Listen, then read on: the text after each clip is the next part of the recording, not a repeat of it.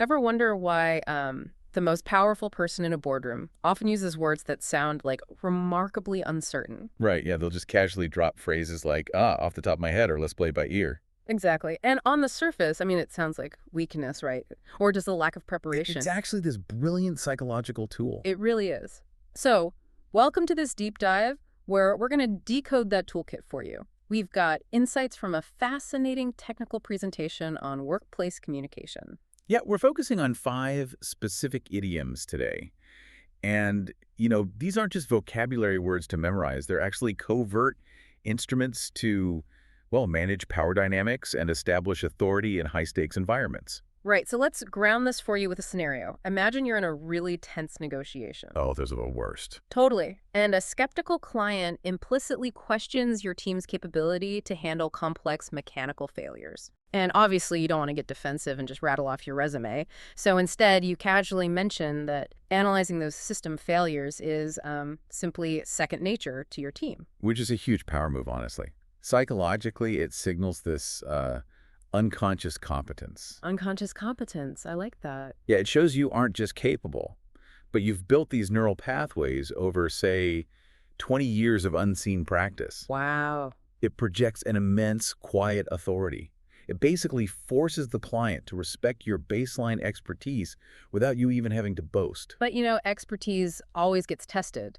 Like, what if that hostile client immediately fires back and demands the exact defect rate from last quarter? Well, the classic trap. Exactly. If you freeze, you look incompetent. Yeah. But if you guess and you're wrong, your credibility is just destroyed. This is exactly where you deploy a cognitive safety net. You say, off the top of my head. Oh, I use that one all the time. Right, because you offer a rough estimate like, I don't know, maybe 5,000 units produced. Yeah. But you're signaling the absolute necessity to verify the logs later. So it acts as a strategic bookmark in the conversation.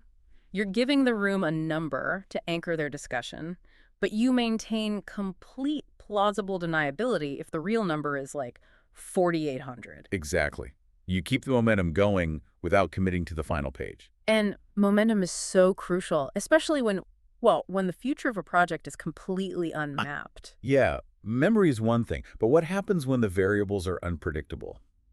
Like, say the client notes that the upcoming site visit has no fixed itinerary. Oh, that sounds like a disaster waiting to happen. Right, and if you admit you don't have a plan, you risk looking totally amateurish. So you frame that lack of a plan as an advantage. You suggest that you play it by ear once everyone arrives. But wait, I have to push back here. Okay, go for it.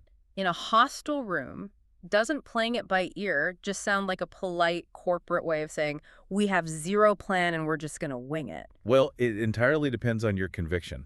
If you say it nervously, then yeah, it totally sounds like an excuse. Right, like you're just stalling. But used strategically, it signals tactical agility. The origin is actually musical, adapting to sound in real time rather than just staring blindly at sheet music. Oh, I didn't know that. That's fascinating. Yeah, so in business, it tells the client you refuse to be locked into a rigid, brittle plan that will shatter at the first sign of trouble.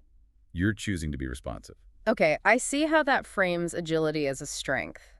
But what if the client insists on a genuinely bad idea? Like what? Say they want to implement a highly flawed automation process. If you just flat out tell them they're wrong, their ego flares up and the negotiation stalls. That is the perfect environment for food for thought. Mhm. You hand over your consultant's report and frame it simply as ideas to digest before the next meeting. I've got to be honest, I've always found that phrase slightly passive-aggressive. Really? How so? Like a manager dropping a 50-page audit on your desk at 4 p.m. on a Friday and casually calling it food for thought. Okay, yes, it can definitely be weaponized. Yeah. But functionally, it's designed to circumvent a listener's ego defenses.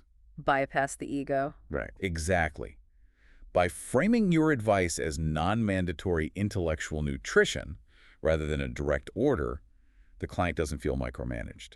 So you give them the agency to consume it or leave it. Yes, which ironically makes them far more likely to actually read it. It's subtle persuasion, for sure. But, that flexibility definitely has limits. Always. Like, let's say the negotiation reaches a boiling point, and the client demands you cut quality control just to hit a newly accelerated deadline. Yeah, you definitely can't offer food for thought there. You need a wall. Exactly. So you deploy take a back seat to set an absolute non-negotiable boundary. You state firmly that quality control will never take a backseat. Wow, it's an explicit assertion of what remains in the driver's seat. You aren't just managing expectations anymore. No, at that point, you are dictating the fundamental terms of engagement. Precisely. You've taken these 5 phrases and used them as verbal judo to navigate a complex, hostile environment. Completely managing how your competence is perceived from start to finish. It really reframes how we think about everyday corporate speak, which leaves us with a fascinating question to consider for you listeners out there. What's that? Well, if these idioms are truly shortcuts to managing professional authority and expectations, what do the phrases you rely on most often reveal about your own hidden leadership style, or perhaps your deepest workplace anxieties?